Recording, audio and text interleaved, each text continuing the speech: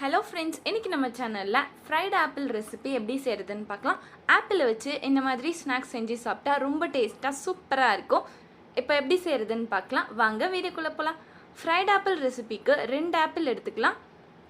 இந்த 2 ஆப்பிளுமே இந்த மாதிரி ரவுண்டாக கட் பண்ணி எடுத்துக்கலாம்.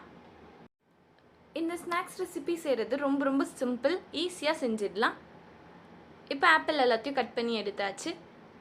இது சென்டரில் இந்த மாதிரி ஹோல்ஸ் போட்டுக்கலாம். இப்போ ஆப்பிள் ரெடி ஆகிடுச்சு. இது தனியாக எடுத்து வச்சிடலாம். டிப் பண்ணி எடுக்கிறதுக்கு கோட்டிங் ரெடி பண்ணிடலாம். அதுக்கு ஒரு பவுலில் 1 கப் அளவுக்கு மைதா மாவு ஆட் பண்ணிக்கலாம். 3 ஸ்பூன் அளவுக்கு சுகர் ஆட் பண்ணிக்கலாம். 1/2 டேபிள் ஸ்பூன் அளவுக்கு பேக்கிங் பவுடர் ஆட் பண்ணிவிட்டு இதை நல்லா மிக்ஸ் பண்ணிவிட்டு பால் கொஞ்சமாக ஆட் பண்ணி இதை நல்லா மிக்ஸ் பண்ணிக்கலாம். நம்ம சேனலை சப்ஸ்கிரைப் பண்ணாதவங்க சப்ஸ்கிரைப் பண்ணிவிட்டு பக்கத்தில் இருக்க பெல் ஐகான் ப்ரெஸ் பண்ணிவிட்டு அதில் ஆல் ஆப்ஷன் கொடுத்துக்கோங்க. அப்போ தான் நம்ம சேனலில் போடுற வீடியோஸோட நோட்டிஃபிகேஷன்ஸ் எல்லாம் வரும். இப்போ பால் ஊற்றி இந்த பதத்துக்கு இதை மிக்ஸ் பண்ணி எடுத்துக்கலாம். இப்போ இதில் 1 பிஞ்ச் அளவுக்கு சால்ட் ஆட் பண்ணிக்கலாம்.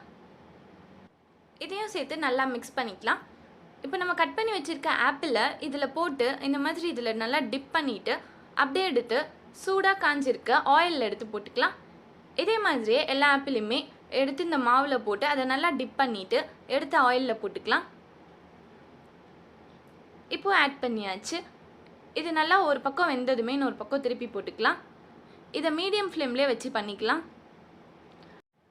இந்த ரெசிபியை ஈவினிங்கில் செஞ்சு சாப்பிடலாம். இதுக்கு ஆப்பிள் மைதா மாவு இருந்தாலே போதும், டக்குன்னு செஞ்சிடலாம்.